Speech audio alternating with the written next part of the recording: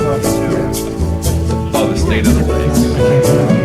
Yeah, it is. It's been a long day. It's active, man. I go.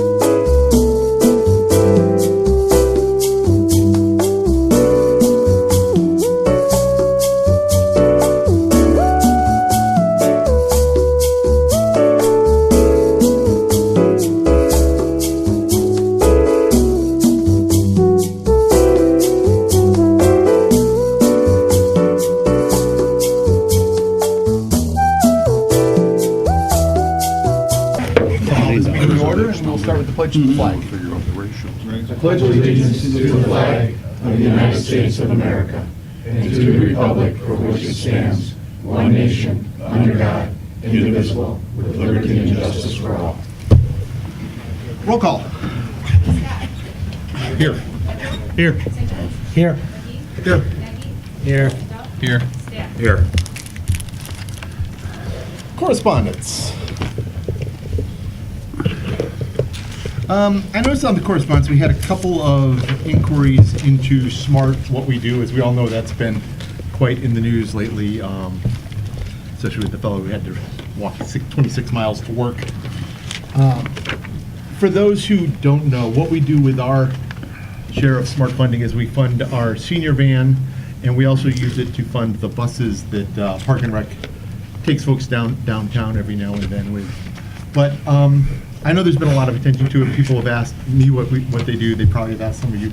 So I thought it might be a good idea for us to refer it to the admin committee to just come back with a little report for us on what the funding is, how much we get, what we do with it, what the options were if we wanted to change something with it. And I don't know that we do, but so I think I would accept a motion to accept and file the correspondence and to ask the admin committee to look into SMART funding. So moved. Second. Motion Stack, second Scott. Further discussion? All in favor? Aye. Opposed? Motion carries. Additions to business. I have no additions to business, Mr. President. Do I hear a motion to approve the agenda as presented? So. Motion Duff, second Sinkowitz. Further discussion? All in favor? Aye. Opposed? Motion carries. First call to the public. Brings us to the first call to the public, an opportunity for citizens to address the council on agenda items.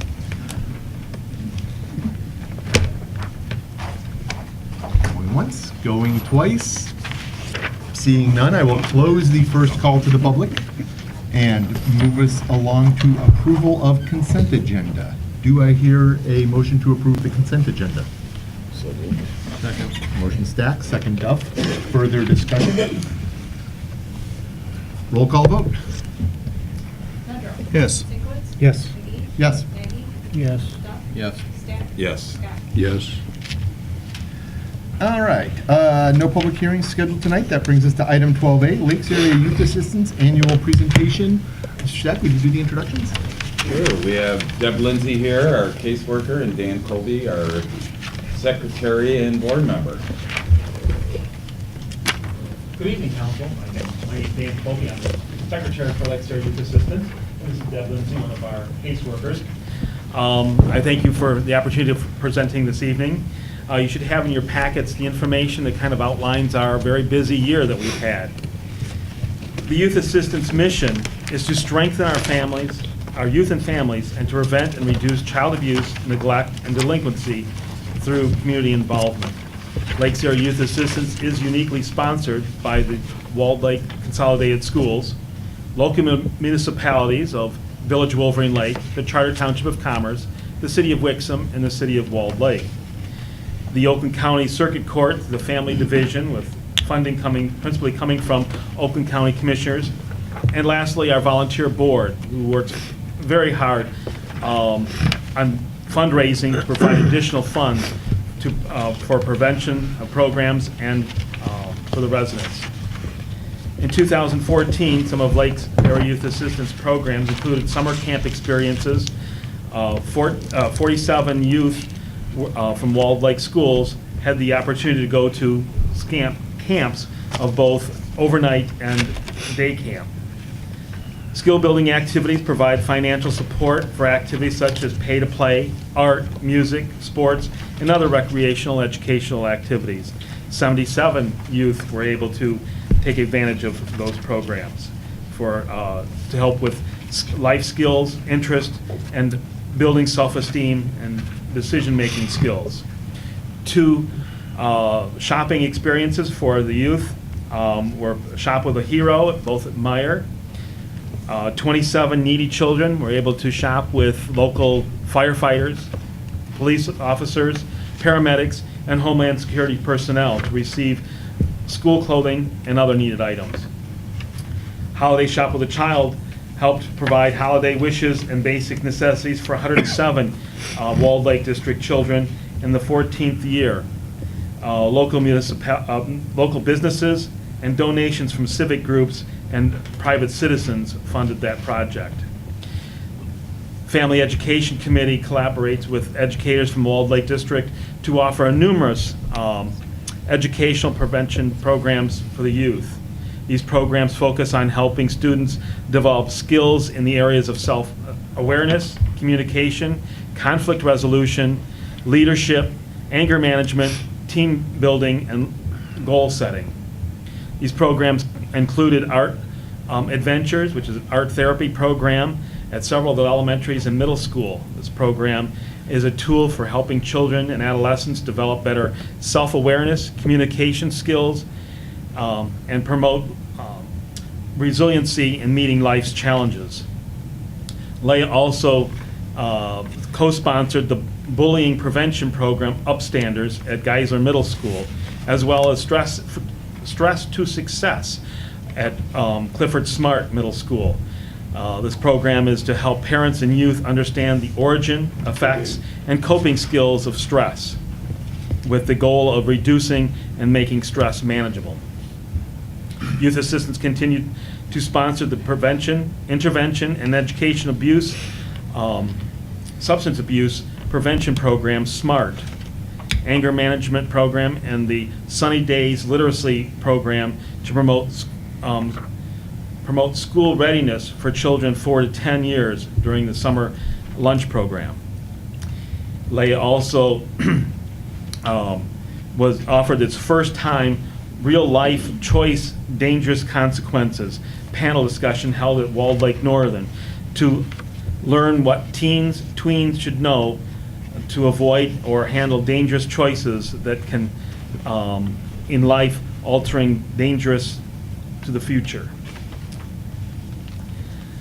As always, Leah area continues to be a proud sponsor of and participant of the Walled Lake School Parenting Program. And lastly, in September, our volunteer board completed its 14th annual Taste of the Lakes and was a tremendous success. And one of our co-chairmen. This year, in the 2015, a note for those people who do attend our Taste of the Lakes, it's going to be on a Tuesday night. It's going to be Tuesday, September 29th in 2015. It's moving from Thursday. And with that, we will have all of the facility at Edgewood, both the dining room and the banquet facility. So we're going to be able to handle more people, more restaurants, and more activities. And this time I'd like to turn things over to caseworker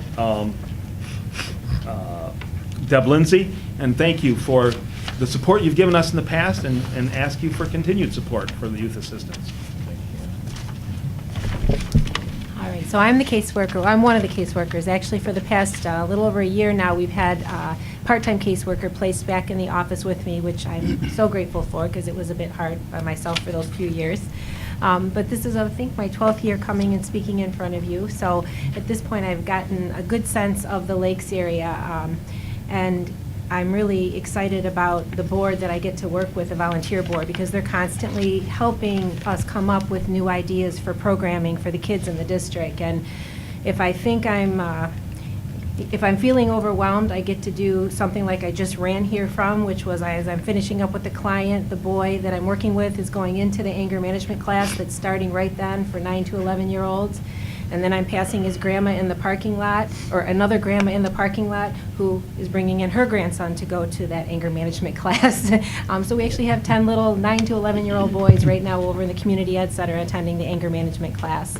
And in talking with that mom, it was a good reminder. I mean, you know, anger is generally, especially with our kids, it's a shield for other emotions. And both these little boys are dealing with a lot of things that have happened in their lives and a lot of loss. And for them, it's coming out as anger. So it was a good way to end my day. I have programs that are created by our board that I can directly plug the kids that are referred to me on the caseload. This past year, we had 132 new cases. 64% of those were from school district personnel, 20% were from local police departments, 15% were parent referrals, and 1% were others, as in DHS. And about half the caseload, once again, are what we call prevention or counseling cases, and about half, just under half, were diversion cases, or cases that, without youth assistance existing, would probably end up in the court system. Police departments wouldn't have anything else that they could do with them. Those young people, upon being convicted, end up with a record, generally speaking, most of them until they're 30 years old, which doesn't help their employment or college chances. So the more we can get to them early and try to solve some of these issues that might later on drive them into the court system, cause problems out in our community, then the better we all are going to be, both in terms of cost to the community and just in terms of our overall well-being as a community.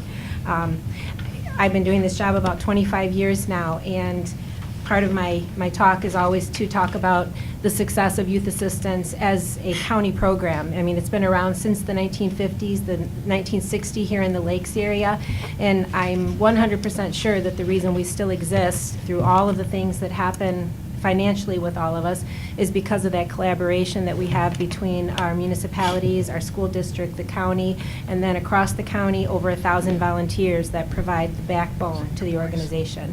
So we appreciate your help, and I'll be happy to answer any questions that you have. Gentlemen? I know, I would just say, just keep up the great work. That's what, we appreciate all your efforts all these years to do that. Thank you. I wanted to ask our captain if he has any comment. I think it's a great program. It gives us another opportunity to, like she said, divert those that don't necessarily, we feel, need to go through court. There's certain criteria they must meet, but they also need to finish certain programs. And I think it's really great for us to have that alternative available to us. So we appreciate them being there for us also. And obviously, Officer List is very heavily involved with the Lakes Area Youth Assistance as well as Sharon. So I think it's a great program. We would love to see it continued support. She doesn't hesitate to let me know if this kid, I think, needs a jail tour, or let's have him go watch court, and I'm good with that. And really, I'd like to thank Captain Ellsworth for the participation with the police liaison with Officer List on our board. That big help to us to have a police officer on the board. Sharon, thank you for jumping into that spot. And the village in general, the residents. I mean, the Taste of the Lakes, we get close to 400 people at.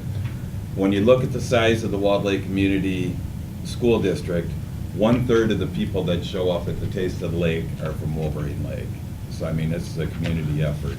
We care about our kids, we care about our community, and all the money doesn't get spent here in Wolverine Lake, but the thing is, our kids go to school and hang out with the kids at the other school. And that's where this program really works well. It's taking care of the kids that your kids are hanging out with, so it reaches much further than our borders. And Deb does a great job. I mean, I can pop in there a lot of nights. I'll call there at 7:30 to leave a message, and hello.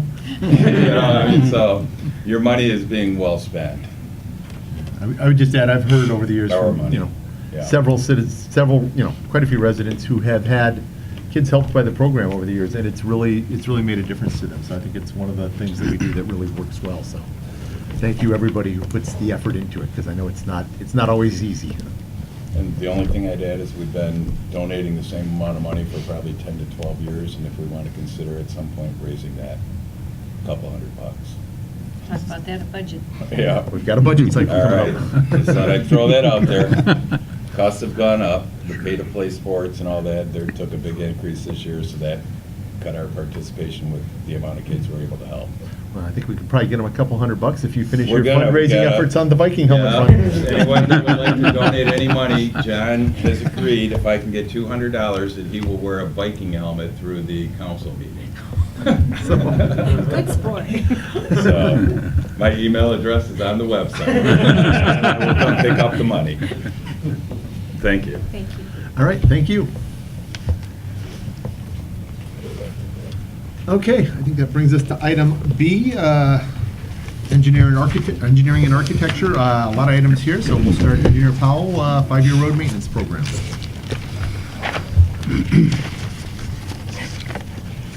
Thank you, Council.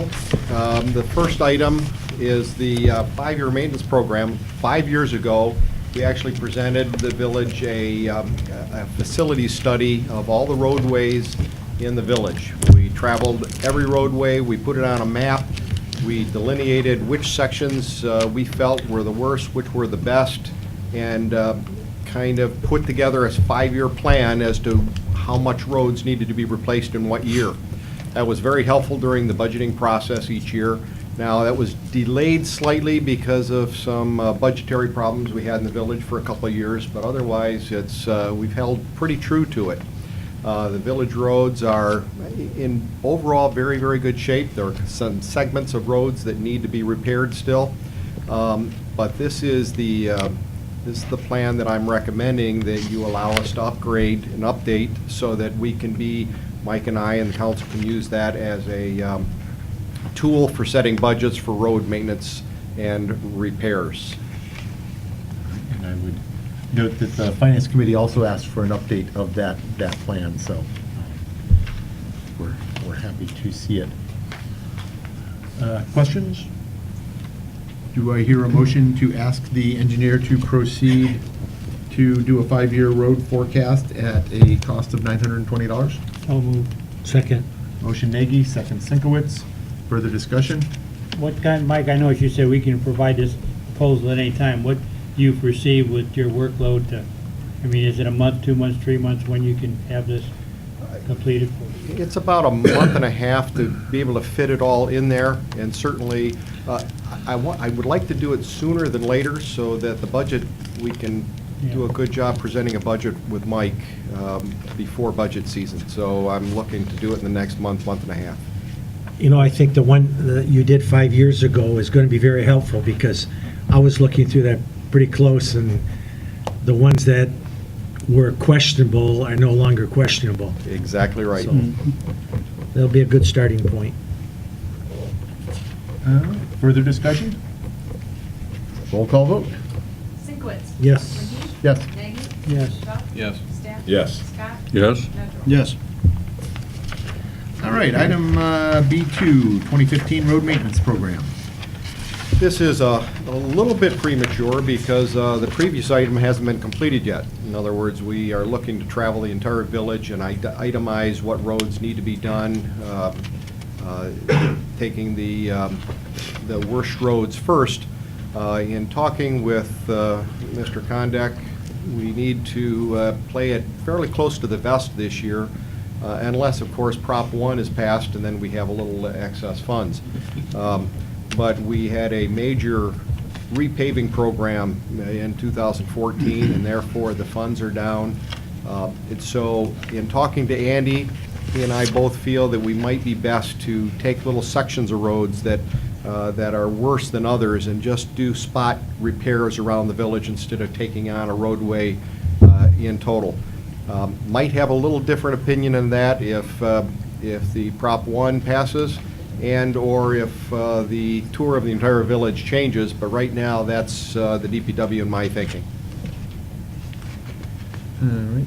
I think I have a sort of related item to this that I'd like us to discuss in terms of road funding and Prop 1, but let's talk about the recommendation first, and maybe I can get a motion to accept the recommendation as presented. So motion Duff, second Stack. Further discussion of the recommendation. Let's get a roll call vote on that. McGee. Yes. Nagy. Yes. Shuck. Yes. Staff. Yes. Scott. Yes. Medrow. Yes. Sinkowitz. Yes. Okay, as everybody knows, the question of road funding, and to some extent the question of state shared funding also hinges a lot on Prop 1, what comes in the vote in May, one way or the other. I think it would probably be wise for us as a village to really have a clear understanding. I'm starting to get questions from residents about, what does this mean? What would this actually mean to the village if it happens? To have a really clear understanding of what the financial implications are for the village in terms of road funding and in terms of state shared revenue. The Michigan Municipal League has, strongly passed an endorsement of Prop 1.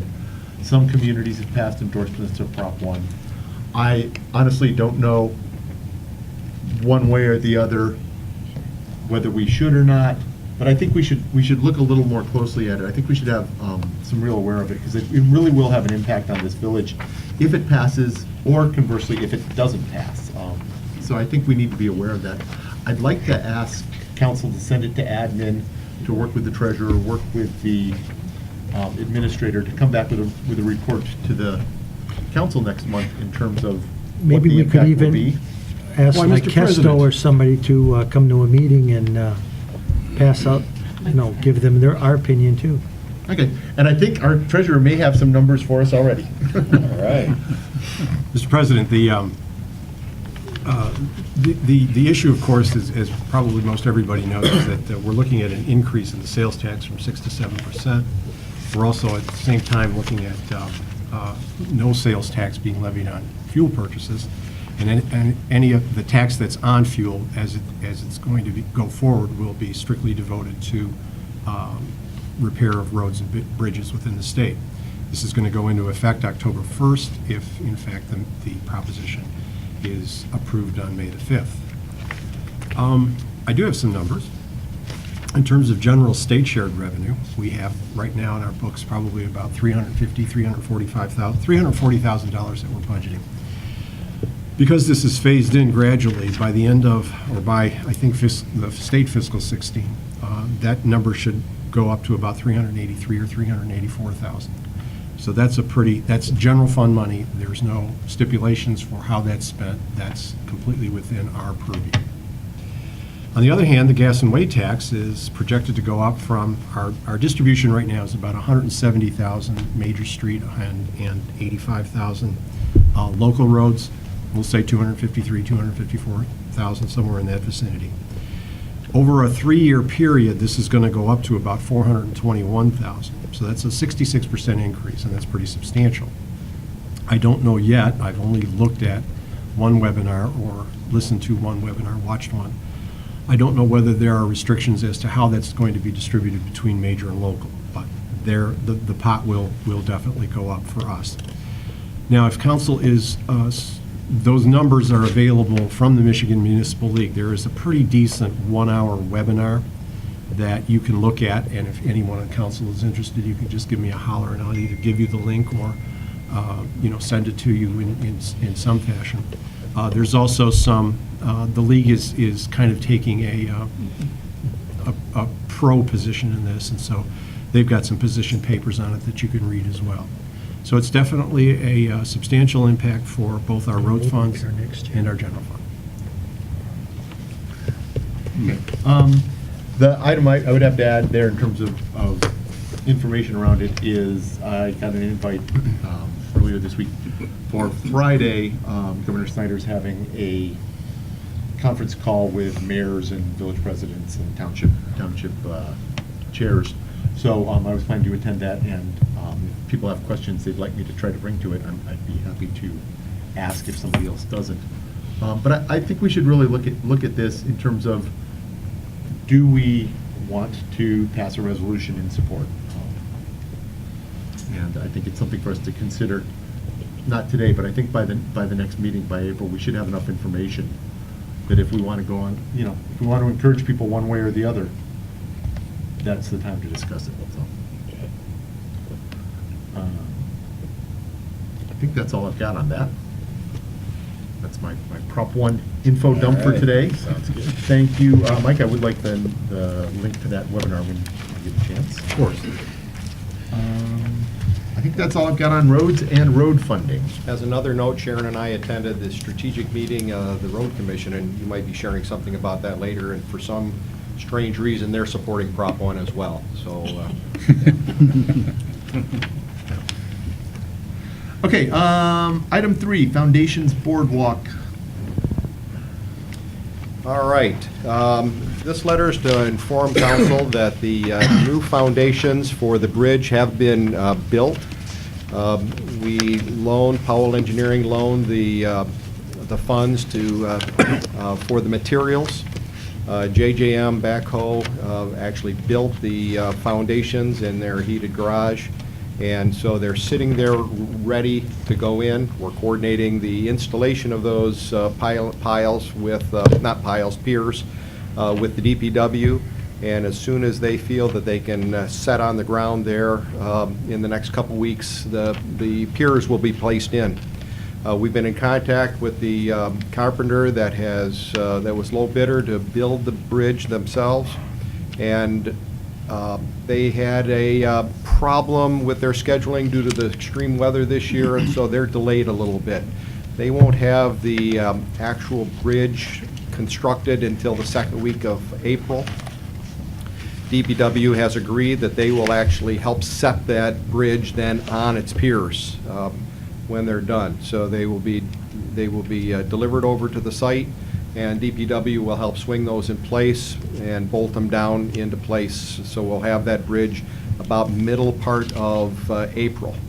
That being said, this request is just a straight reimbursement to Powell Engineering for $1,479.48. and to JJM for the labor to build those at $1,325. Mr. President, I think it was in the October meeting, it was sent back to the administrative committee, and again, I'm going to bring up, why doesn't our DPW do this work? It seems like everything we get done, 90% of it, why do we have them if we're not going to use them? I can't believe that they weren't capable of putting a wooden structure together. Yeah, I'm going to take the blame for that, Ed. I didn't offer it to them, and that was my fault. That was just strictly me using a subcontractor to build them. I was going to build them myself in the garage myself. And I said, boy, I just don't have time to do it. Who can I ask to do this?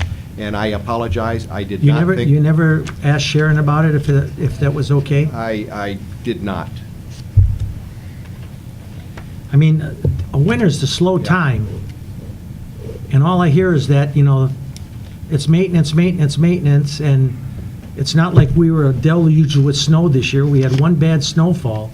Yes. And this would have been an ideal project to give them something to do besides maintenance.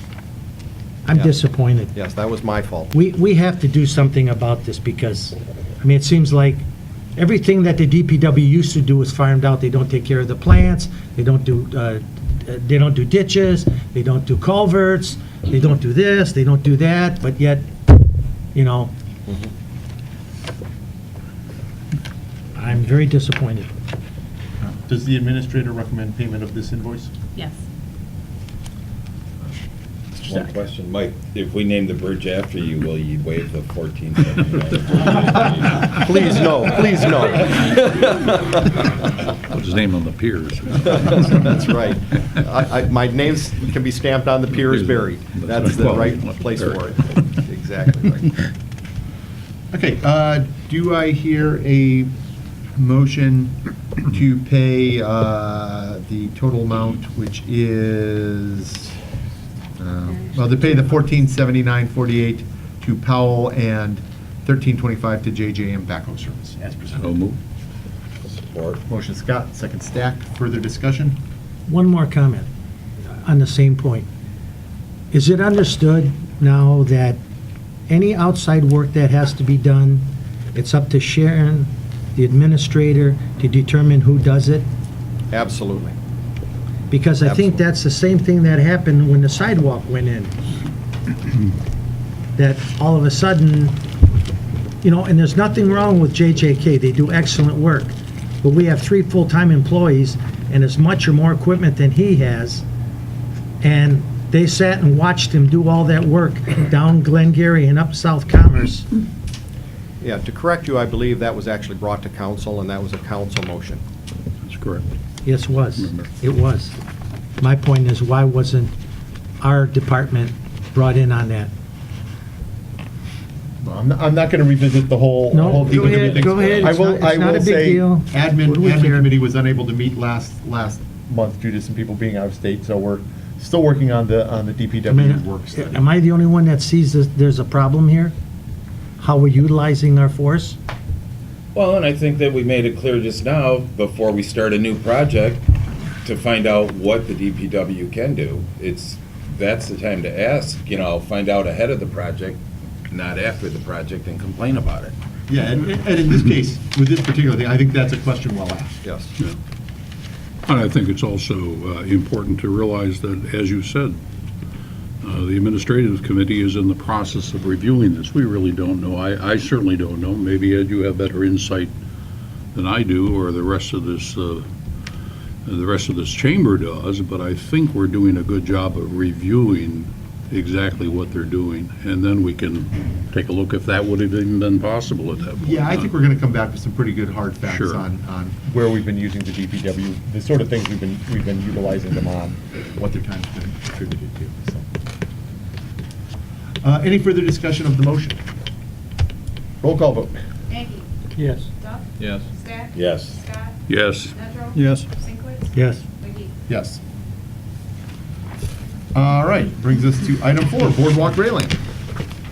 All right, before we authorized any of this material to be purchased, I wanted to present to council the 4 bids for the steel for creating the railing on the bridge.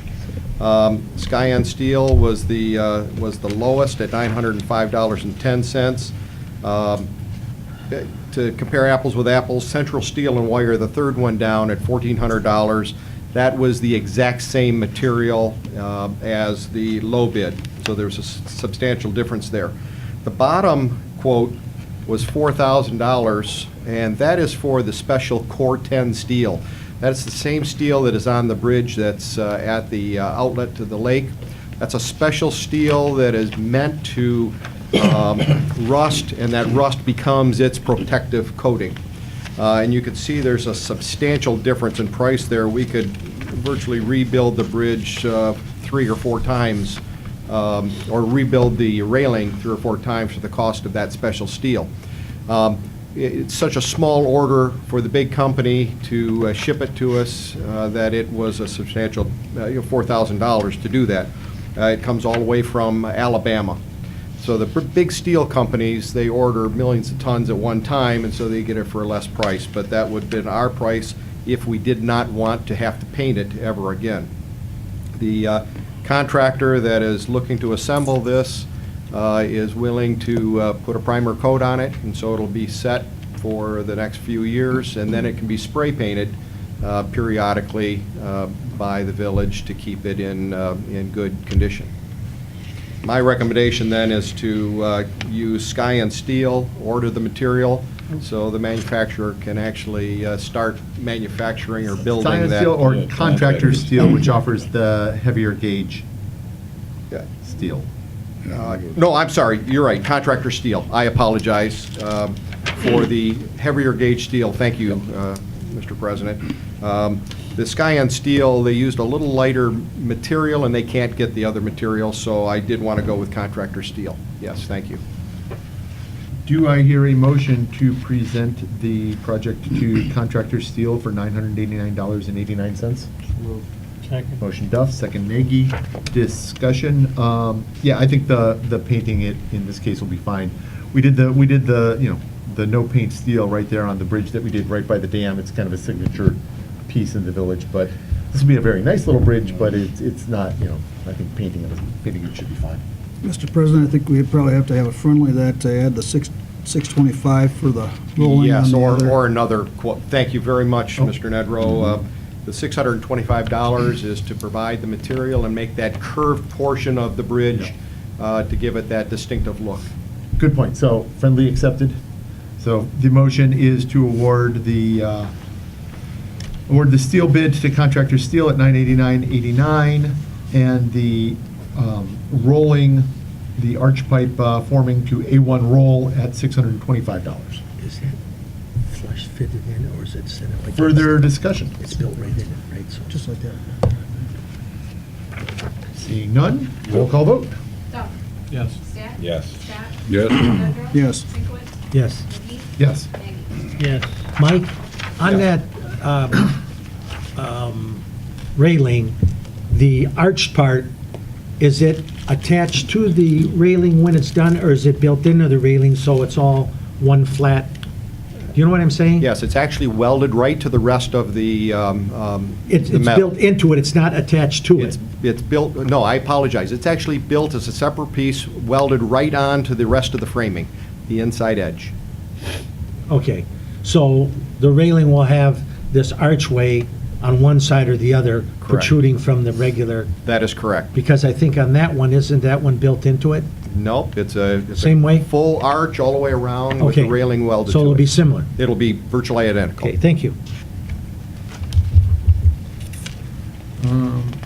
All right, on to our lovely underground storage tank. We have surveying invoice, $3,800. Yes, Wow. this was a quoted amount, and so the surveyor for the village did the surveying necessary for the closure report that I'm sorry? AMEC. AMEC, thank you. I almost said Acme.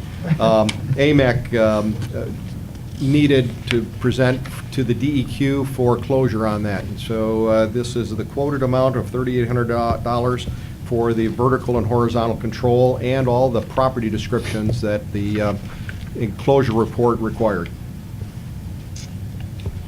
All right, do I hear a motion to pay the invoice in the amount of $3,800 So for moved. surveying? Motion Sinkowitz, second Scott. Further discussion? Seeing none, It's the roll call last vote. one. Stack. Yes. Scott. Yes. Pedro. Yes. Sinkwitz. Yes. McGee. Yes. Aggie. Yes. Stuck. Yes. All right, now, if I could have the handheld mic, because I'm going to go up front here if I could. All right, traffic impact study. I think Sharon was very wise in not providing you the entire study. It's about a 45-page document. Very boring, would definitely put you to sleep, but I believe she copied the pertinent portions of the report. But I wanted to go over this a little bit.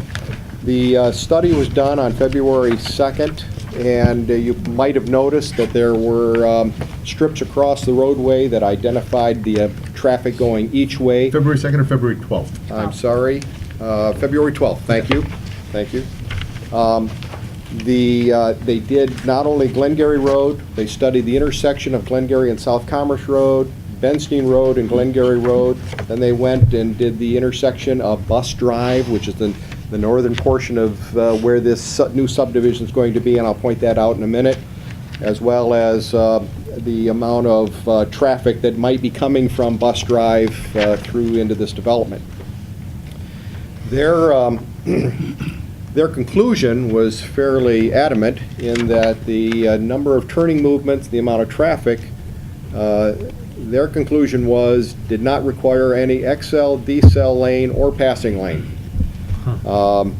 In talking with the traffic engineer, I challenged them on a couple issues that I'll point out that that I believe they missed, but they felt that even with the additional traffic that I pointed out, it was still under the number of warrants necessary to require all of those improvements. A subsequent meeting with the developer, I made it very clear that we weren't going to settle, from my viewpoint, we weren't going to settle for anything less than Oakland County would settle for. No matter what the warrants are, the county requires an acceleration taper in a lane and a deceleration taper. And so they have included that to at least the standards Oakland County would require. They have balked at putting any passing lane in. So let me go over to the board here.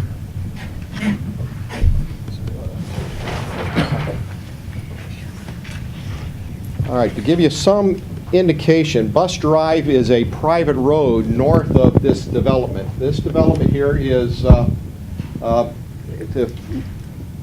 present the location here again. The entrance here is, this is the daycare facility on the north side of Glengarry Road. Next to that is the group home owned by Commerce Township.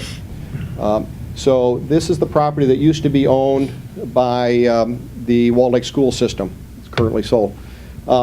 This section of Bus Drive is the only section of Bus Drive that is public. The rest of that going north out to Oakley Park Road is private road. The roads that come in from the east and this Smuggler's Ridge that goes out to Oakley Park Road, that is county road as well. And I believe there are 2 council people that attended the Planning Commission meeting, and certainly a number of the residents in the area were a little excited over this development. But the traffic study did take into account the eastbound traffic, the westbound traffic, the turns in and out of Los Angeles, and the potential turns in and out of this development, and a little traffic that they presented coming down off of Bus Drive. So the council has some idea of how the finite area of Bus Drive that's actually going to be utilized. Sorry, I don't have a bigger picture of this. Oakland County will only let me print this size. This is the end of Bus Drive right here, and so this area is right at that intersection. The development comes through this area down here and down to Glengarry Road here. So these homes right here are the only homes that are going to have access to the north side of this section of Bus Drive right here. There are 45 lots involved, so you're really looking at about 45 homes with even the potential of coming down this way. They evaluated the turning movements out on Oakley Park Road, and they did not consider that change in activity that there be any change in activity in those people coming down this way. So they didn't include any of the traffic in Bus Drive coming this way, and that's what I challenged them on, and they pointed out even if they had, the number of movements would not still warrant any of those items. That being said, I required the modifications to the plans so that you might have some idea of what's being proposed. This is a little bigger picture. This is their drive, and I believe they're going to call it Bus Drive as well. As traffic comes easterly or westerly down Glengarry Road, the taper is 75 feet. There's a 25-foot lane and then a 35-foot radius coming into the site. That allow the traffic to get off of Glengarry Road and make a fairly swift turn into Bus Drive. People leaving Bus Drive going westerly on Glengarry Road has a 25-foot radius and a 75-foot taper so they can pick up speed and join traffic on Glengarry Road. The conclusion in the report is that there's not going to be a lot of traffic, so that anybody stopping here to turn out of this development will have to just wait for 1 or 2 cars in order to make that turn, even in the peak hours. The biggest conclusion that they drew was that no passing lane was needed. They felt that anybody turning left here into Bus Drive would not have any conflict at all with people turning left into Los Angeles Drive, and that the stack up here as cars wanted to turn left into Bus Drive would only be less than a minute, and therefore there was no reason to have a passing lane. The passing lane would have come this way along Glengarry Road and then back out again to Glengarry Road. It would require the total renovation and repair of Los Angeles, and it would require the moving of some hydrants through here, removing of these 2 trees, and certainly protection of the walkway. The walkway would end up only being 6 feet off the edge of the pavement there. That being said, this is a village road, so council has total control over what happens on Glengarry Road. As your engineer, I don't believe that Oakland County would have even required this passing lane. The warrants are very clear, so I have told the contractor, I told the designer that he is to do at least what Oakland County would require, and it would be up to the council of the village to decide whether to push the passing lane. One other technical note on the passing lane, on the north side of the road, all the water that is developed on Glengarry Road and on this new section of pavement is going to be taken back into this site and dealt with in the storm sewer system in the development. Any improvements on this side of the road, they would have to run storm sewer all the way out and pick this up in a couple catch basins, and so we'd end up actually slotting Glengarry Road to bring a storm sewer on the north side, south side of Glengarry Road, along with a couple catch basins. So we're talking a substantial amount of money that the developer would have to, and it's not up to me to say or you to say, it's just a matter of how much pressure will he put on the village if you mandated a passing lane. Just throw that out there for you. Mike, if we, if they went through with what you had showed there, which seems to make sense about, you know, the XL, decel lanes? XL, decel lane, so that now we don't have to worry about tunneling under the road for water. Theirs will be taken care of and ours will be like it is currently. Because that side of the north side of the road won't be touched, will it? The south side of the road won't be touched. The north side will, and you were correct in everything except for the water. The Oakland County, or the Commerce Township water main is on the south side of the road, so they will be tunneling, and I'm not recommending we allow them to open cut. They will be tunneling the Glengarry Road right there to be able to tie into the Oakland County water on the south side of the road. Sanitary sewers on the north side of the road. So this is the only area that they would be potentially dealing with Glengarry Road. Is that, okay. Go ahead, No, Ed. I don't know if you answered it or not, or 100% sure, but have we got a commitment that they're not going to cut our brand-new road and There's put no in a- commitment necessary. We mandate it. Okay, They good. must, in fact, bore underneath Glengarry Okay, Road. Good. Absolutely. Just one other point that you can discuss in talking with the police chief. He made a very good point. To have a crossing here, here's the pathway coming down out of this development right here. To have a crossing at this point, when we have a crossing down here, didn't make a lot of sense to have a number of crossings.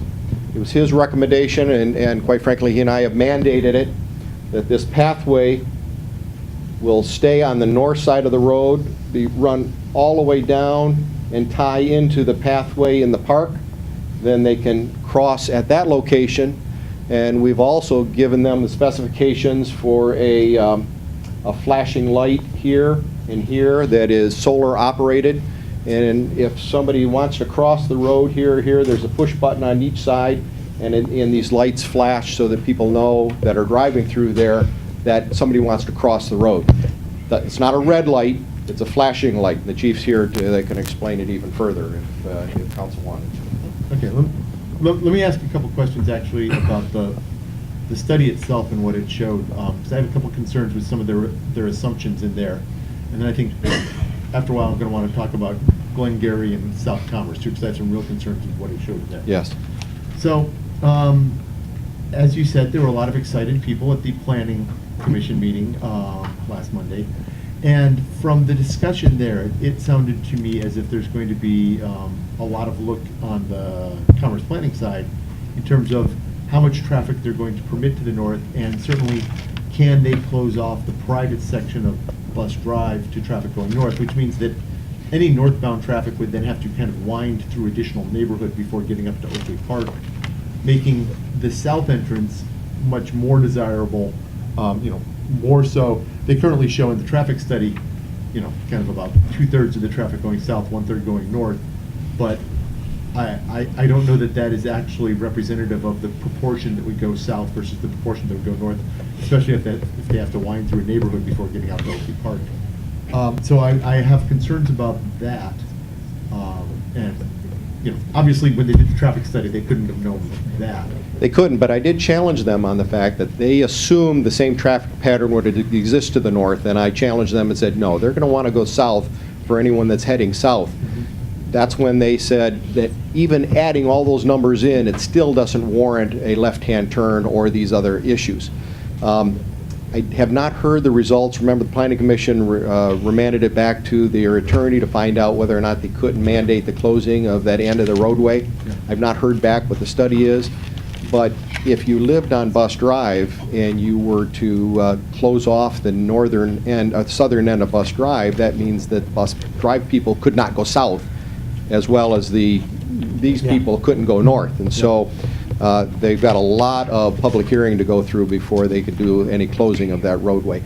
They could still travel the public section of the roadway, however, out the Oakland Park Road. You know, Mike, to prove your point, that's just like Fisher. It's all residential, but on the way home, there's so many people turning that way to miss Benstein and Glengarry and all that. They go up there, they catch that light, and now they're going that way, or they're getting across over to South Commerce, and vice versa on the way home. They duck down there and come out, and they miss a lot of traffic. Because, you know, it's only 25 or whatever they do, but it's a straight shot that gets them quicker. I would have to think that for people that travel Oakley Park, that's going to be a shortcut to go south, or on the way home to go north. If they do happen to close Bus Drive, then the jogging that the president talked it's about. not going to be nearly as good as. It won't be as beneficial, yeah. So, second question about it was just a question that I think had come up, and I was just wondering if we have an answer for. Was school actually in session Yes, the it day was. of the study? Okay. That was a Thursday, and Friday was the last day of school for kids. Okay, so they were still in session that day. Okay, good, that answers that. And then my other question is, when we get out to South Commerce and Glengarry, where they essentially said the additional traffic won't be a problem because you can just, leave the light going green that way on longer. We have about 160 residential units coming in just north of there, most of which are going to be going south and north on that road, especially during peak hours. And I wonder if the study of that intersection accounted for any of that, planned for any of that, because it seems to me likely to see a pretty significant increase in backups at that intersection. Yes, it did not take into account that multiple development at all. Okay. Correct. Because I think in some ways, I'm not as concerned about the passing lane. I think probably there'll be some amount of slowdown there, but if we don't have a passing lane there, we have the acceleration and deceleration lanes. We're probably doing okay there. But I am, especially if traveling north out of that subdivision is going to be strongly discouraged, either by geography or closing a bus or whatever, I do have a concern that we're going to get some real backups down at that intersection. Yeah, now the report did recommend changing of the timing of the light down at South Commerce and Glengarry Road. Before that took place, we'd want to make sure that we let the Road Commission know about the new development in the village and 178 additional units being proposed on South Commerce Road. So, I don't know. Council's pleasure here, what we ask for and what we mandate. Oh, you know what, before we go to much more discussion, let's go back to our chief for input either on traffic or on crossing. I think Mike described it pretty well. When I did my diagram, I actually included these on the south side of the street, a XL and decel lane. After seeing his numbers, I actually conducted a study. Yeah, thanks. I actually did a study for the last 5 days, and I think Mike compared the numbers. I guess I'll be comfortable enough with, as long as we have an XL and decel lane on the north side of the road addressing that. I guess the best we can do is wait and see. I do feel a little more comfortable knowing that now it's not going to be a boulevard, Correct. which could have really impacted both the ingress and egress out of there. So with that, and with not having the sidewalk at that intersection, that's going to be a blessing also, as long as they move it down. And I think we're working to, that's in our game plan. That's what we've mandated them to do. So I think we'll be okay with that. Now, I don't need any motion unless, of course, there's some definite direction that council would like differently than what's being proposed by the developer. Then I would like at least some guidance Keep doing from what you're council doing. on that. Okay. Sure. I think I'm comfortable with the direction we're going there. I mean, I've expressed my concerns, and I think they're kind of shared both ways. I'm increasingly concerned about that intersection down at Glengarry and South Commerce. I would also add that when planning takes it off the table, probably next month. Commerce Planning Commission, they held their public hearing already, but they indicated they're likely to be open to more public comment. The neighbors across the street, just to be clear, they were not fond of the idea of a new development coming in there in what had essentially for them, though technically vacant land owned by the school district, had been close to parkland, Yeah, yeah. suddenly becoming a subdivision, and traffic letting out the Rather folks noisy. on the private part of bus drive were especially exercised on the point. The next planning commission meeting is set for April 13th. So if anyone wants to attend that, that's at 7 o'clock at Commerce Township. So, doesn't sound like we need a motion out of us at this point. Anything else on that? All right, Thank you, council. thank you. Thanks, Mike. Architect Donellan, field visit. The first item on the agenda is the field report that I did while at the end of February, the last week of February. At that particular time, the contractor was thinking that that would also be a punch list, like he was substantially complete. I made it very clear to him that because of the weather, because the roof wasn't done, because painting wasn't done, a whole variety of things, I would only do a significant review of the interior of the building. And as you see in the report, I did that, pointing out things even above and beyond what he thought he had to do himself. So at this point, I would say, do you have any questions about any of those items? I know that several of them are completed.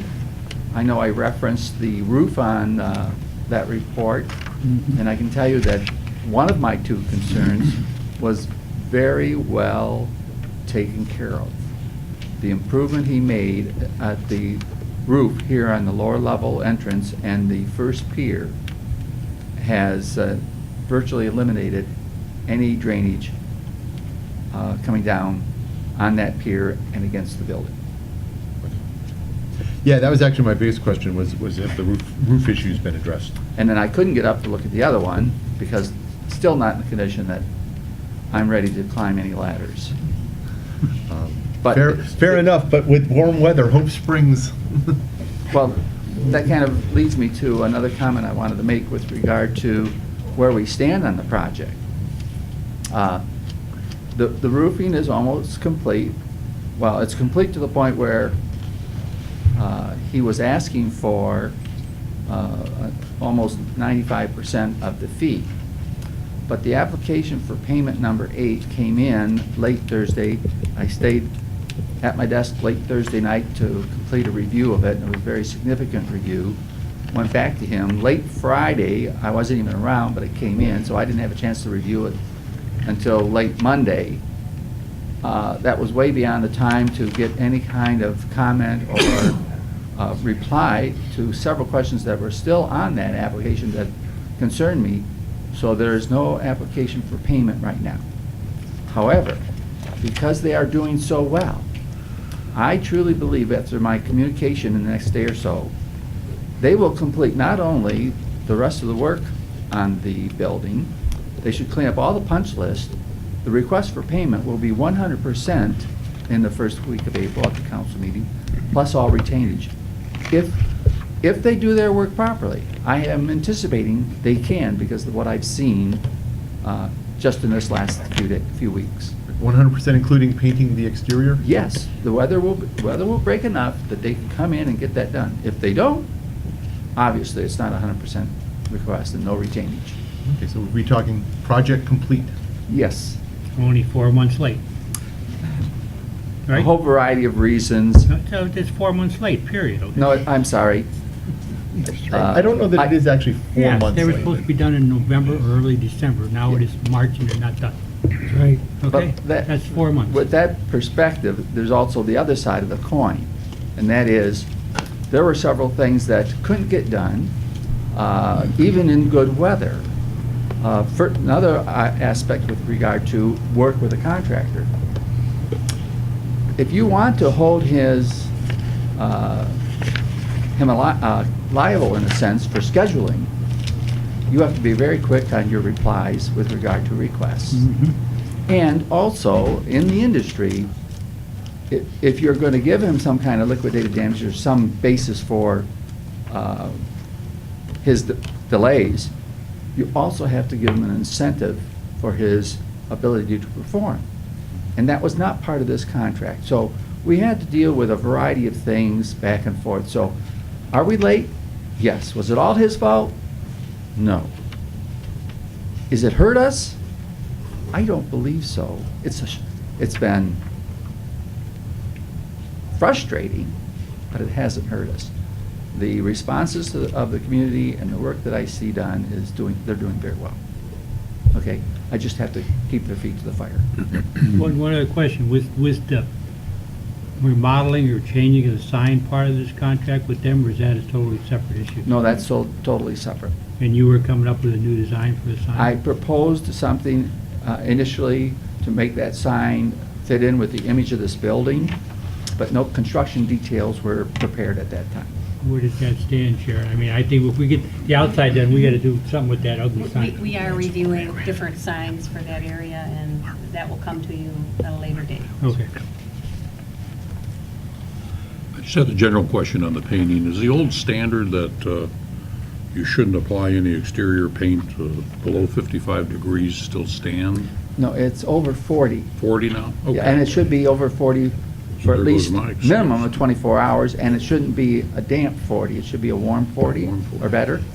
And I've already written that in an email today to the contractor, that we will anticipate it. I want to know when they're anticipating going to do painting.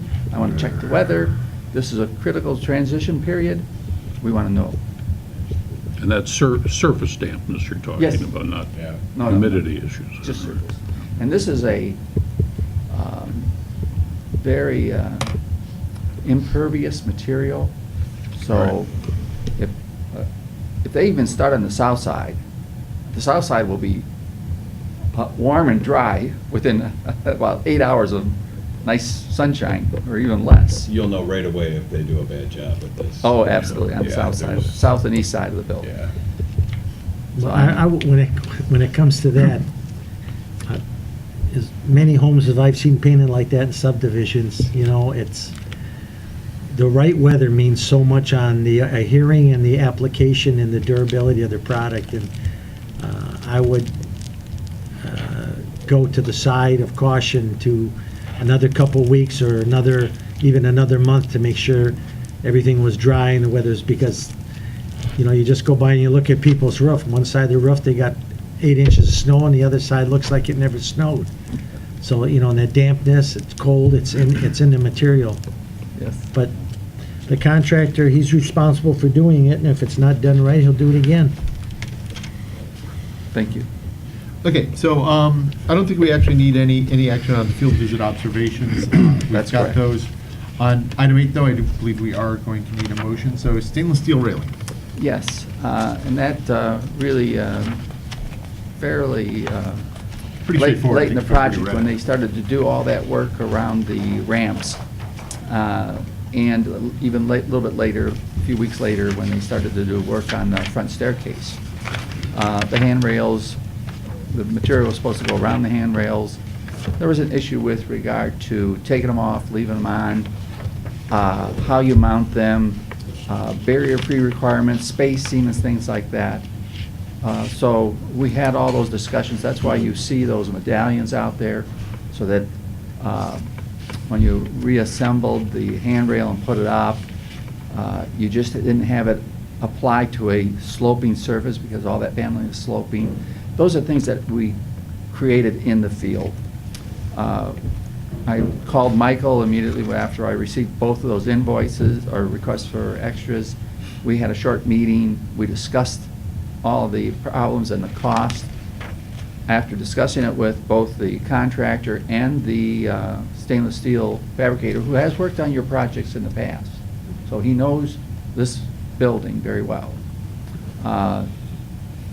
Both of those fees are legitimate, and the contractor, ACS, even offered not to run it through their own billing process, exempting their fee overhead and profits and administrative fees. All right, so we And would be so paying- if that's approved, we will proceed to pay the subcontractor direct, but not until I see that handrail installed. Okay, so what we would be looking for then is a motion to pay $1,500 to Sawyer's Custom Fab and Welding Incorporated upon, you No, know, plus the 1,300. Plus the 30. Plus There's plus the two, there 13, so was the two 1,500 plus invoices. the 1,300. Lower 28. ramp and the upper staircase. Okay, I'm sorry, thank David? you. And the issue, Go ahead. Go ahead. okay, the issue was remounting it and also the distance for barrier-free. Yes, correct. So when we put the siding on, it shortened up the Yes, distance, sir. which wasn't taken into account at the beginning of the project. It's not a typical demolition, patch and repair. That's a legitimate Right, it was request. created, Right. right. Wait, so let me make sure I've got the right, so we've got the 1,500 and we've got the 13.50 and 20 cents. Yeah. Yes, So it's a total of 28.50 and 20 cents. Okay. And that would be directly to Sawyer's Custom Fab and Welding Inc. upon successful completion of the work. yes. David, I'm not a professional welder, but I looked around the other day at a lot of that work that was done, and stainless steel is not supposed to be stained. And I noticed that a lot of the railing looked like there was even some rust forming. And the welds were pretty rough. Okay. Now, I wasn't here if they used, a MIG welder, a Heliarc, or whatever they did, but, like up here in the main entrance, when they had the wood there and they mounted around it, obviously the wood discolored slightly, but that'll be taken care of in the painting. But the railing coming down here, there's a couple places where, I don't know if it had to be shortened or and on the back.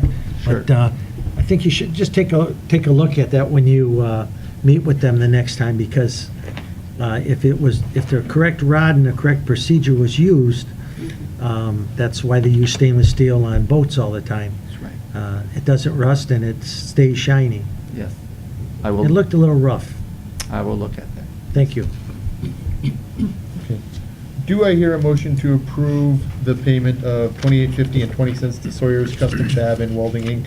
upon successful completion and approval by the administrator? So moved. Motion Duff, second Nagy. Further discussion? All right, we'll take a look at whether all of that work is up to snuff. Seeing no further discussion, roll call vote? Cash. Yes. Renfro. Yes. Sinkwitz. Yes. McGee. Yes. Nagy. Yes. Duff. Yes. Stack. Yes. All right. Thank you, engineer. Thank you, architect. Thanks, Dave. Full plate from them tonight. Okay, brings us on to item C, recommendations from Planning Commission. Number 1, Planning Commission recommends council approve lot split 1501 at 2309 Solano Drive. Brian, anything for you to say here? or- Well, if anybody looked at the packet here, you can see what the lot split, what the owner was going to be doing here. And basically, they're going to be eventually ripping down the house and putting a new house up. But that, we had nothing to say about that. I mean, this is just a lot split issue, so. Everything was within the limits of zoning and everything, so. As you can see from Carl R. Wortman's review, and that should say City of Wolverine Lake, not City of Northville. The Village of Wolverine Lake, yeah. But everything was fine, so we recommended approval. Okay. Any input from our attorney? Yes. Okay. So I wasn't sure from looking at these surveys, or sketches, where the structure is located exactly. So I pulled it up on Google Earth. Mm-hmm. It is right in the middle of the lot split. Correct. So the one thing that you would need to do is condition your lot split on removal of that structure. Otherwise, you're gonna create 2 lot splits with the house right in the middle of that split. Right. The other part I'm not sure about is there's a dock.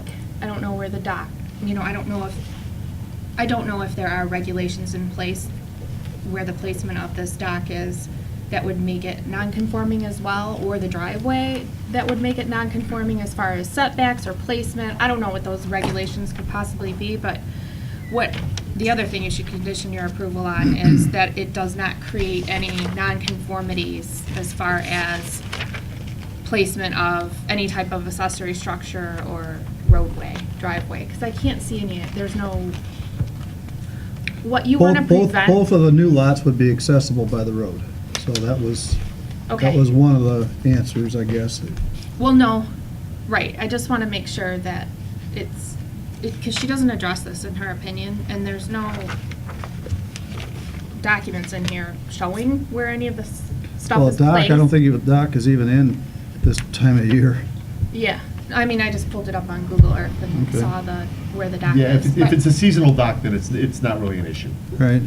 Just as part of your motion, I would condition it on that it doesn't create any nonconformities. Okay.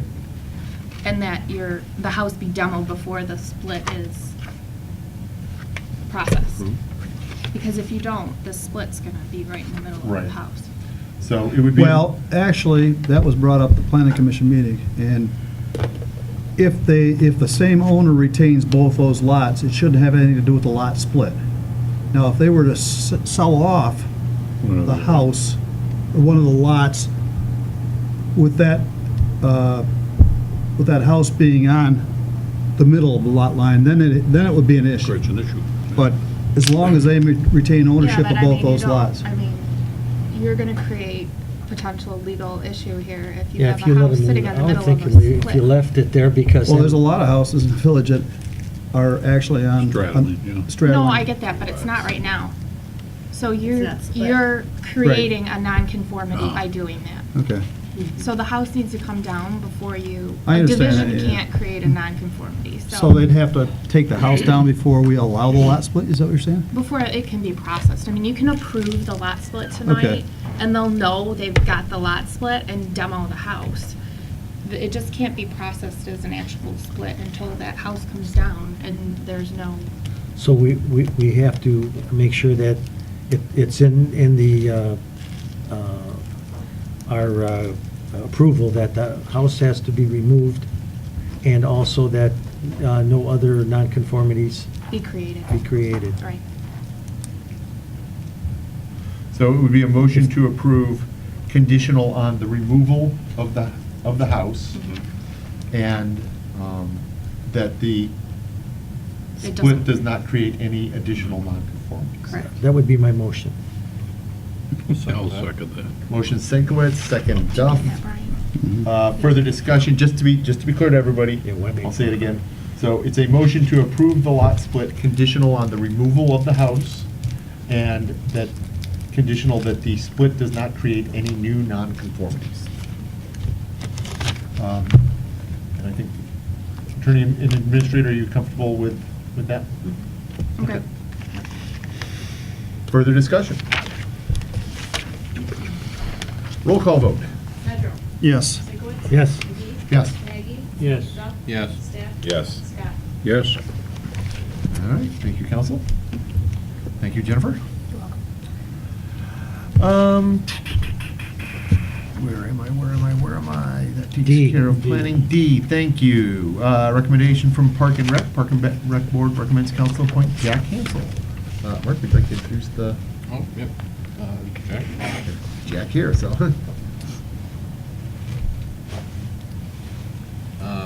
He's been a longtime village resident and seems enthused about helping out. Seems to be a good candidate. All right. Do I hear a motion to appoint Jack Hansel to Park and Rec for term expiring December 31st, 2015? So moved. Motion Nagy, second Sinkowitz. Further discussion? Saw the application. Looked like a fine candidate. Fine sucker, I mean candidate. Sucker after he's sworn Be in. appointed after December, right? Yeah, and then it, because We'll it's reappoint fulfilling, ya. it's fulfilling it's fulfilling somebody who stepped down. You got job And then we'll security, re-up it Jack. At that point, it's a 3-year term. There's a lot of job security there.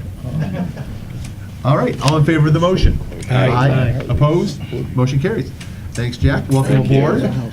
let's, Mark, it's our second one. Yep, Amber. Stand up. I don't believe you have been looking at the village that long. I don't remember exactly. 3 years?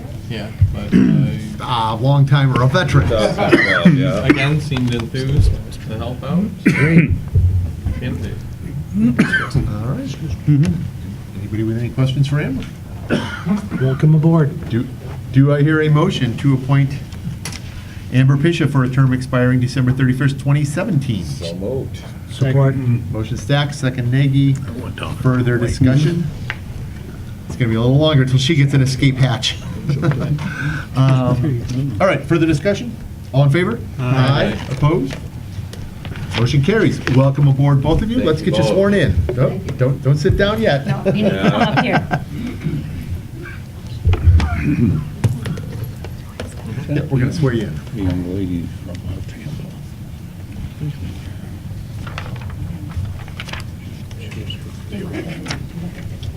Nice to see a younger person, too. Yeah, absolutely. The children. She has two I think that's where, you know, I think that would be a committee. Repeat after me. I do solemnly swear that I will support the Constitution of the United States and the Constitution of this state, and that I will faithfully perform the duties Did you take the kids to Disney or anything this year? of Park and Recreation member in and for the Village of Wolverine Lake, County of Oakland, Mom needs a vacation. State of Michigan, according to the best of my ability, so help me God.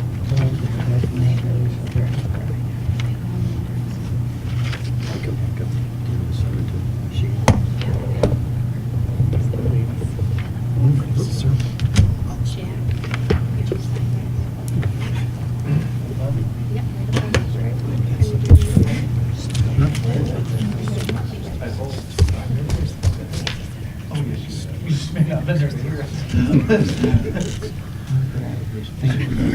You take your picture and sign it to her, and she gives you the change.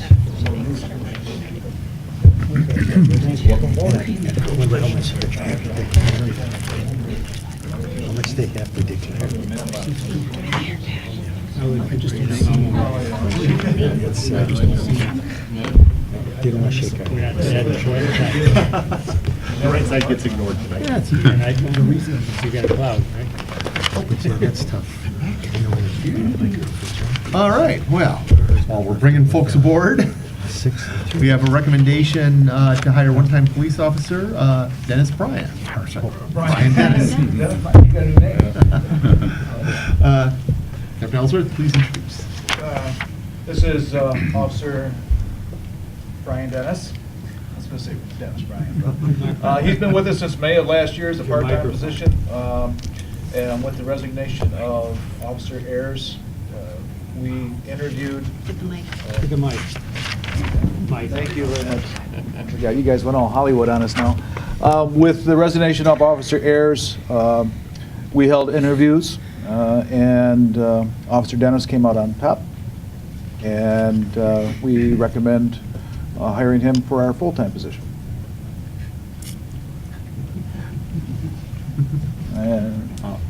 Any questions? I would like to make a motion that at this time we hire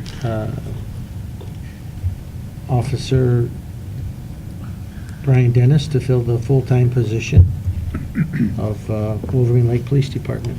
Second that. Motion Sinkowitz, second Duff. Further discussion. I believe he's already been with us as a part-time officer since what, last spring? May of last, I believe it was May of last year? May 15th. Okay. Certainly heard good things so far, so. Yep, it's been good having him here, so. Good. Further questions? We have a motion, we have a second. Let me get a roll call vote. Sinkowitz. Yes. McGee. Yes. Nagy. Yes. Duff. Yes. Stack. Yes. Scott. Yes. Medrow. Yes. Motion carries. Welcome aboard. Thank you very much. Bring you up and swear you in. Don't we swear them both in at the same time? Are you nervous? Oh, okay. Are you? Raise your right hand and repeat after me. I do solemnly swear I do solemnly swear that I will support the Constitution of the United States that I will support the Constitution of the United States and the Constitution of this state, and the Constitution of this state, and that I will faithfully perform the duties and I will faithfully perform the duties of full-time police officer of full-time police officer in and for the Village of Wolverine Lake, in and for the Village of Wolverine Lake, County of Oakland, County of Oakland, State of Michigan, State of Michigan, according to the best of my ability, so help me God. according to the best of my abilities, so help me God.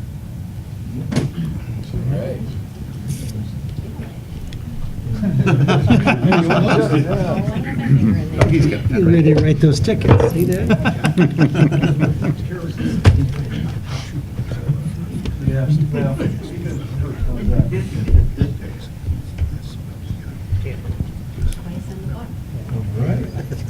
I thought about taking it. Every time they say that, every time they say that. We'll change.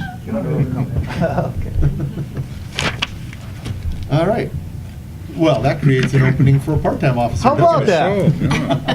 that? You know, during our interview process, we came across a very outstanding individual that we felt would fit very well with our department. We interviewed him, said all the right things, and we were very excited to be able to offer a part-time position to future Officer Andrew Sutsko. He comes to us via North Carolina, a degree in criminal justice from University of North Carolina, East Carolina.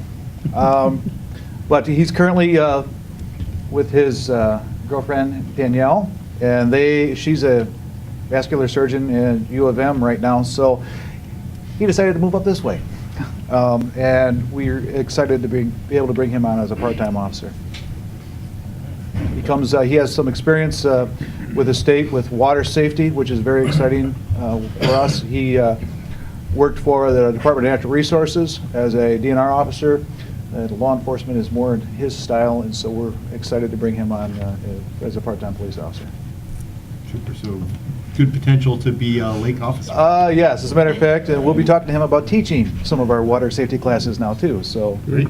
Good. I'd like to make a motion to bring him on. Support. I hear a motion to appoint Andrew Sutsko as a part-time officer for the Village of Wolverine Lake. Motion from Duff, second from Stack. Further discussion? Let's get a roll call vote. Ricky? Yes. Maggie? Yes. Duff? Yes. Stack? Yes. Scott? Yes. Pedro? Yes. Sinkowitz? Yes. All right, welcome aboard. Thank you.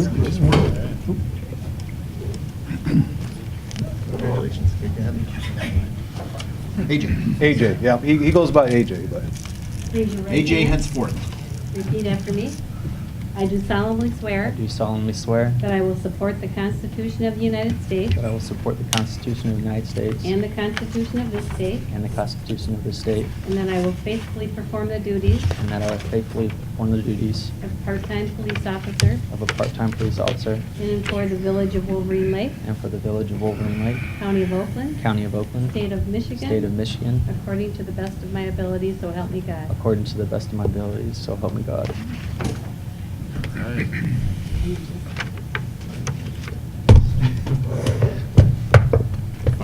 Keep my glasses out of the way. Yeah, sorry. Right above your name, that's good.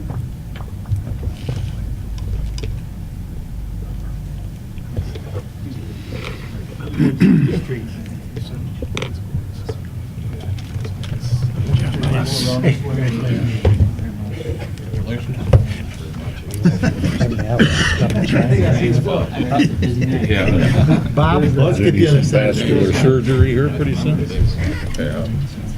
how you? Welcome aboard. And I'll see you guys around. I gotta get my dog out of here. Lining up the next procedure? Vascular surgery. You've been there, you've done that already. All right, next item, negotiation of vascular surgery discounts. That would be, Mr. Malik will make a report on that.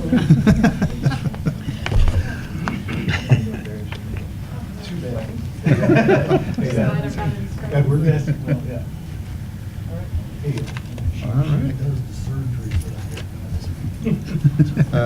Actually, it does bring us to our next item, second call to the public, opportunities for citizens to address the council regarding any and all village business. Microphone. Enlighten us. Bob Malik, 1620 Thurston.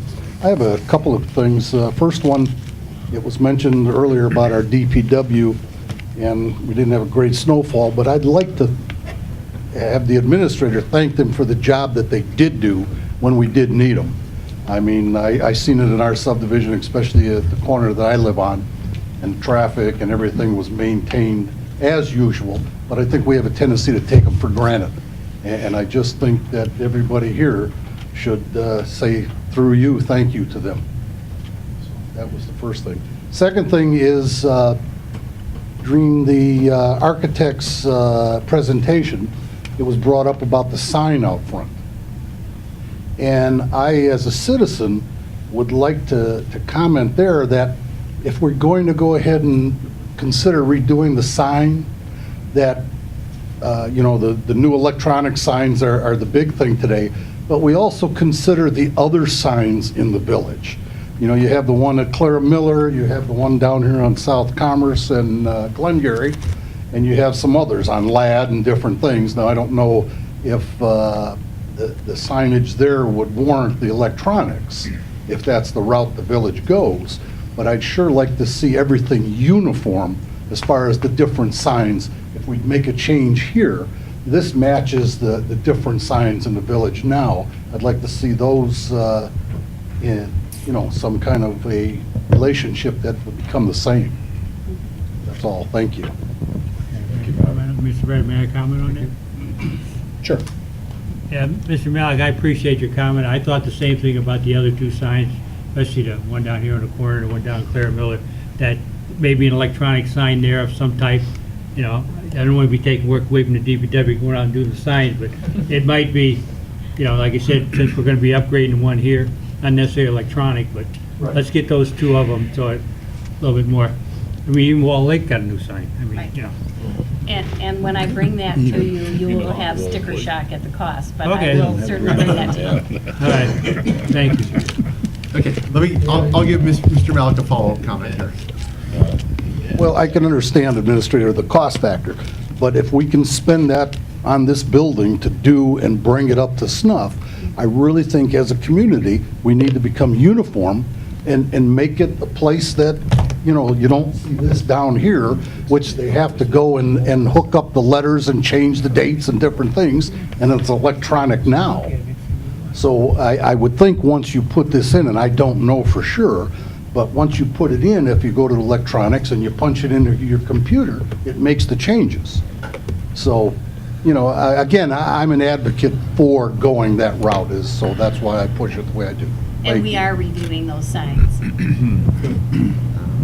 Anybody else second call to the public?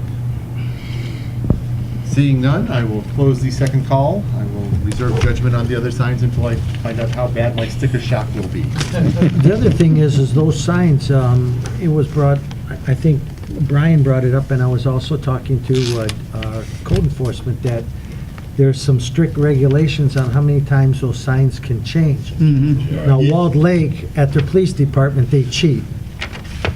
Because somebody that I know that has a business that has that sign, it's timed, it can only change so many times, and the Walled Lake sign is changing and it's distracting from traffic, but Yeah, we that's Walled did Lake. just beef up our ordinance around that, and I assure everybody, We will follow whatever our regulation is, we will follow it. Yeah.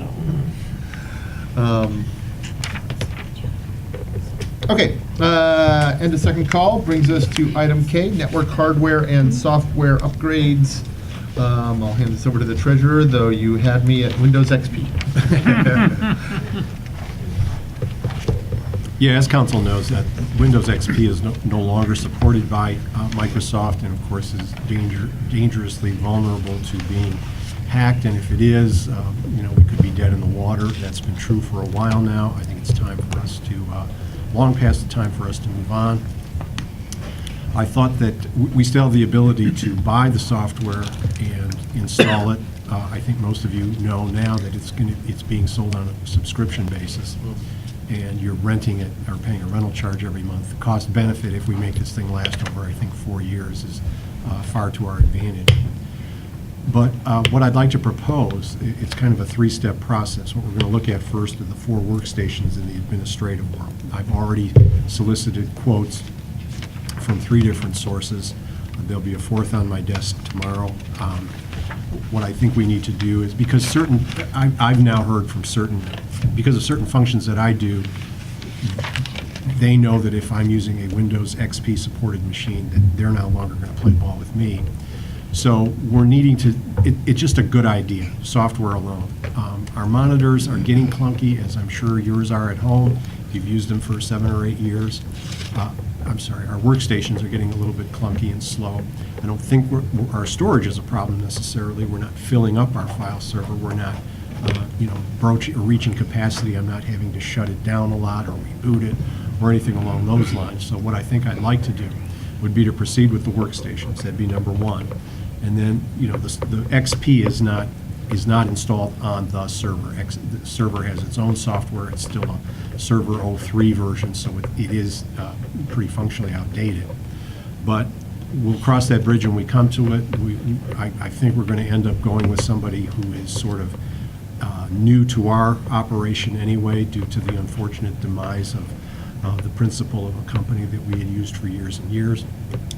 And so I'm just asking council to, I don't want to say trust me a little bit on this, but if we've got, we don't need a high resolution monitor for a server. The thing's off almost all the time. So we have certain peripherals like a battery backup, like a switch that should still be functional. And, I'm looking for someone to kind of partner with us. I thought a little bit about doing this on my own. I know I can set up the workstations, and I know I can, at least plug them into the wall. But as far as networking them and doing all of the things we need to do with Oakland County, which, as you know, provides so many things to us, our tax software, our, dog licenses, various and sundry things like that. Email, yeah, thank you. Although that's going to change. So I think we're going to be okay with that dollar amount, and I'll certainly report to you as things develop here. But it's past due, and as far as the technical issues as to whether we, Pat brought this up in an aside to me, whether we start thinking about storing things in the cloud. I don't see those solutions proffered to us yet as a municipality. I'm not saying they're not there, but the doors I'm knocking on don't seem to be pointing in that direction. But it's certainly something worth exploring. Okay, I would say, as I said at the beginning, you had me at Windows XP. It's no longer supported. It's no longer a safe system for our information to be on. This is genuinely a security issue, so I would recommend we proceed with with this update now. I'd like to make that motion and extend a little trust to Treasurer Conduct. So I have motion stack, second to proceed with the upgrades not to exceed $13,000 for new file server workstations and associated items. To proceed with new laptop. I was going to get into that. That's a slightly different story. Ken and I were talking about that. Remember, we're going to move up a level here with our TV, our YouTube channel. So tell you what, so I get the motion clear. Do we want to go with one motion, or shall we just talk about this one first, and then we can talk about laptop next? Okay. So, motion to proceed with new file and workstations, cost not to exceed $13,000. I'm sorry. So that's the motion on the floor. Do people have other questions about that one? Is this Windows 8.1 or what is this? The proffered solution is Windows 7. Yeah. Jumping to 10. I did have a couple questions, mostly around the networking of it, especially sort of down here, upstairs, in terms of Wi-Fi. I know we try to keep that extremely tight around that. I was just wondering if this provides us any additional networking options, either for providing a secure hotspot to residents or other people who might use it outside of ours, or better access, better networking down here for a laptop or up in the conference room. I think what we're going to do, Mr. President, because we have such limited bandwidth from the county, and we do have slowness issues at times, sometimes attributable to their pipe, sometimes maybe attributable to our older equipment. I'm looking to, once we get beyond this point, we've got to do a better job with email. We're going to have to do something completely different. If I explain to you how clunky it is for Sharon or I to use it on the weekends, you would be aghast. I think the idea is that we have the Comcast line in here, and I think once we have that in place, we can use that for our uploads of video productions. I think I'd feel a lot better with, a VoIP solution, because our old moldy Centrex phone system is getting to be expensive and cumbersome, et cetera. So at that point in time, if we have both the county fiber that we use for the things that they provide us with, and we have a cable line that we can use for some of these other things, then I think we take that step. Okay, so for now, this step, but other things potentially. Oh, sure. Okay, further discussion on the motion. Seeing none, roll call vote. Aggie? Yes. Joe? Yes. Staff? Yes. Scott? Yes. Pedro? Yes. Sinkwitz? Yes. McGee? Yes, and just to be clear, that's from account 101-900-970.002. Okay, laptop. Here we have a slightly different story, Mr. President. Remember that the council was of a mind that we could improve the quality or level of our broadcasts or the uploads of our meeting video if we have a device that will project our agendas and certain pieces of information onto a monitor to be placed at some point undetermined. The idea, of course, is that the laptop that we have right now is well over 10 years old. You've seen it in operation a time or two. It's it's outlived its useful life. And my discussions with Ken are that we need to have something of a slightly higher technical capabilities than sort of your standard issue laptop.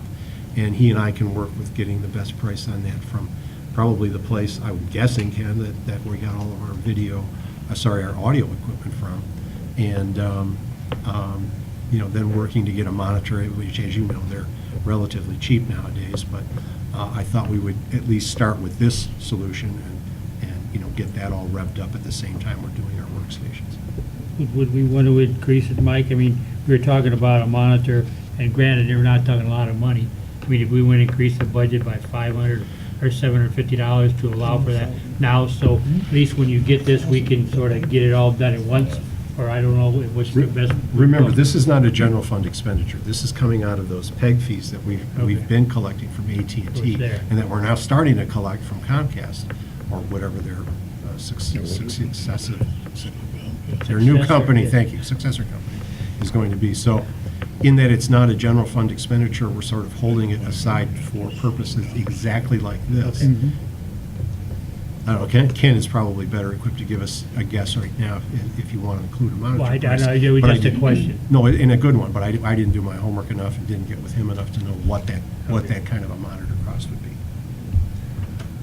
I think we'd be open to including a monitor in it, but why don't you guys just look into it a little bit more, bring it back to us next month. I think that would be. That's fine.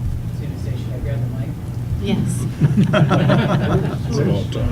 Oh, the irony, the one who insists on us all on the microphone. I think real quickly, we can probably get into something. Thank you, Mike. I think real quickly, we could probably get into something for under 2K. And it kind of, the thought is that we would put it against that far wall right there. That seems like the likely place right now. Thank you, John. Now, are we talking about 2,000 including installation? No, that would not be installation. We would have to look at the cost of that, obviously. Okay, I think we have funding available for it, and I think it's exactly the thing we want to use that funding for. I'd be a little more comfortable approving the expenditure if we just had a little more information on That's exactly fine. what we'd have. That's fine. And I can certainly help out with that. Yeah. So I think what I would entertain is a motion to purchase a new village laptop for a cost not to exceed $3,000 from PEG fee revenues. So move. Or Motion Nagy, second Stack. Related question to that, would that be a laptop that could be available to the history committee, which does a lot of data entry on what I believe is a fairly Antique mobile computer. really old. I don't see why not. Do you, Ken? Yeah, it would be mobile. Obviously, we'd want to take some due care with it and not bounce it around. I mean, there are different. When they do that work, for the most part, it's actually during their meeting right Okay. here in the village. Sure. So. Because they do make rugged type laptops if Yeah. that's something that we think we would need, but if we think it's going to be okay, we shouldn't need that. Well, I know the history person who uses that laptop, and she's a dangerous, rugged woman, let me tell you. Throw it I'll have against trouble when I get home tonight. Yeah, I just think they have on occasion commented on the slowness of their current Antique equipment. desktop computer. Okay, any further discussion on that motion? Roll call vote? Duff? Yes. Stack? Yes. Scott? Yes. Medrow? Yes. Sinkwitz? Yes. McGee? Yes. Nagy? Yes. All right, and then just come back to us with a proposal for monitor cost and installation cost too, because the installation in some ways is trickier than the monitor. Wireless. Is that our decision then, is to take that spot there? I mean, that seems like the best place to me, unless someone has a suggestion, I guess. It seems sensible to me, but I'm open to a proposal for something different. Someplace on that wall, I would think, period. Yeah. Whether it's over here or away from the door, or, you know. Yeah. Wireless. That's the big empty spot that we have, and, you know, it's a wall now on the other We side. should put it on a tripod and move it around. Sure. Moving on, we're gonna have to turn around. Yeah. Okay, So, sorry, Mr. President, the question came up, is that a good idea to put on that wall, because then the council would have to swing around and see it, so yeah, maybe. Well, I think, again, I'm sorry, that one's far, but I don't know how big it is, like here, where audience and council could see it, Well, and part of the reason was also so that the people viewing this on YouTube could see it, so we would need it. Not necessarily. I can Yeah. actually do a split screen of the monitor, so I don't actually need to Oh, see the okay. monitor with the screen. I can actually Okay. have the feed of the monitor come into Alright. the system. but we would like to have it in a place where it's viewable from back Do there. that later. I think what I would entertain is a recommendation next month from you guys. Yeah. Look it over, Okay. tell us what you think. Okay. Thank you. Oh, thank you. Oh, don't go away with that microphone. Hand it back over. All right, set topics for the March 2015 work session. Do we have anything we want to address? Make a motion, we do not have a work session. I'll support it. Motion Nagy, second Stack. Further discussion? I think that sounds fine to me. All in favor? Aye. Opposed? Motion carries. Pending business, nothing there right now. Update from Captain Ellsworth. Just real quick, yesterday I spent the afternoon in court with our village prosecutor, Scott Baker, and we received convictions on the problems we had. We had two adults, 2 juveniles, tearing up the neighborhood on Laguna. I don't know if some of you guys were familiar with it. I know some of you were actually victims. They were both, the 2 adults were convicted in court, and restitution will be made to those folks. So that's a good thing. We got that taken care of, and I appreciate Mr. Baker's work on that. It was a lot of going back and forth, meeting with the judge, et cetera. So the Tahoe is done. I got a call this afternoon. I was not able to pick it up today, but it will be picked up tomorrow, and the graphics should be on it by the end of the weekend. So we should have that in service, ready to go Monday. And speaking of graphics, we got our boat back from winterization and storage, et cetera, and those graphics looks pretty bad on that. That's going to be one of the things that I'm going to ask for, I think, in the next budget, is some money to get the graphics done. Graphics have been on that for what, about? Well, remember, we did the graphics on that with forfeiture funds from Walled Lake. When we joined with Walled Lake, it had both the seal on it, and we never got them redone once we came back here. So it's time, and it will look much, much better with new graphics. So other than that, I have nothing else. Thank you very much for filling the vacancies that we had, and I think we're starting to Not that the department was replenished before, but I think we really got some good guys coming out, so I'm looking forward to it. Well, thank you for finding such good candidates. Update from Treasurer Condit. Well, speaking of budget, Mr. President, what a great segue. The process has begun. Department heads, as well as all of the boards and commissions, have gotten information from me, basically worksheets that show what we've spent through the end of February. Books are up to date there, and what has been budgeted, if there have been any budget amendments and so forth. I have offered to meet with them either on an individual basis or in front of their body. In fact, I already appeared before the Water Board earlier this month. And so we'll see what happens. As you know, we have a very slight increase in our taxable value. That's a good thing. State share of revenue projections are yet to happen.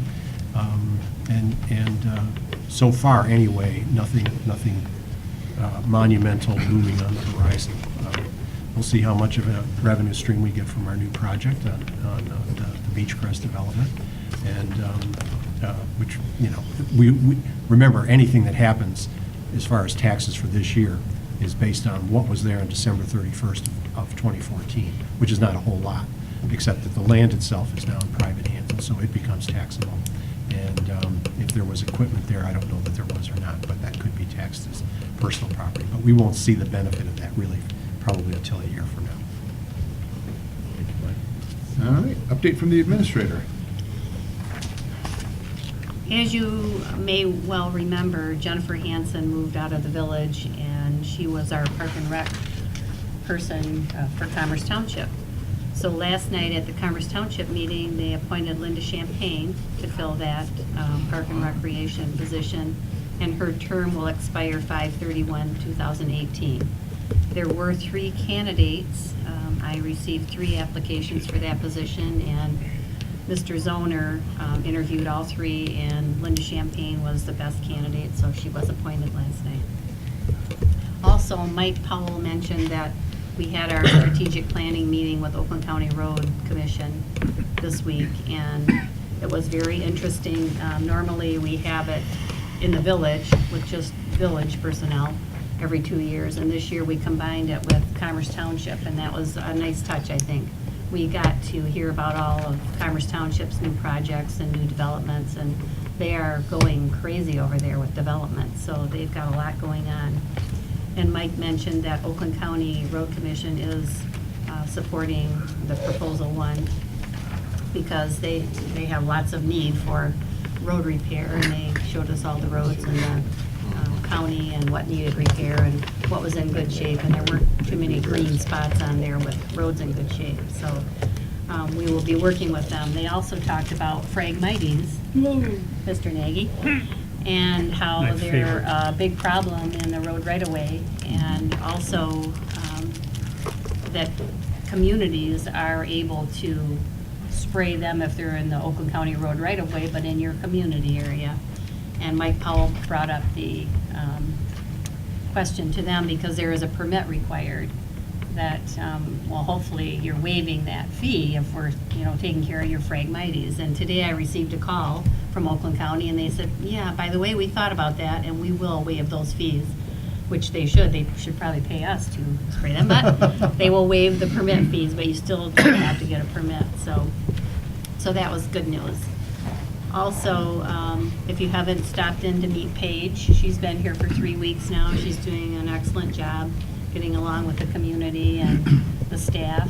She's going to be at Oakland County tomorrow for some computer training on one of our tax programs, so she's doing a really good job. And that's all I have. Thank you. All righty. We'll start council comments down on this side of the table this morning. I'd like to thank Linda Champagne for jumping into that Parks Direct representative for the village. I think we have the right woman in that spot. She's tough.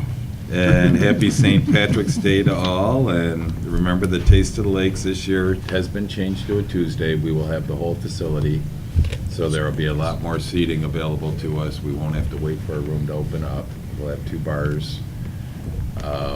So that'll be on Tuesday, September 29th from 5 to 8 p.m. Happy St. Patrick's Day, and warming up. That's a good thing. It certainly is. Yeah, happy St. Patrick's Day. And everybody have a blessed Easter, too. Mr. Scott? Welcome to spring, I guess I would say. And I was gently reminded that the new head of the Parks, or member of the Park and Recs Association over there at Commerce on our behalf, in 2 meetings will make more than we make all year. But that's just Linda, you know. So, have a great week coming up. Thanks to Linda for stepping up on that position, and thanks for Frank. Thanks, Frank. Yeah, I have one question for our administrator. Do we have all the GPS coordinates? Yes, we do, except for one, for Mr. Veidiger. Who was the one who told me he was going to get his in first? No, we don't have his yet, but Mr. Yance is going to actually put it on a map too, so you'll have GPS coordinates, but you'll also have a map showing where. We'll get a copy of that? Yes, Good. I've asked for it. You afraid of anchoring or what?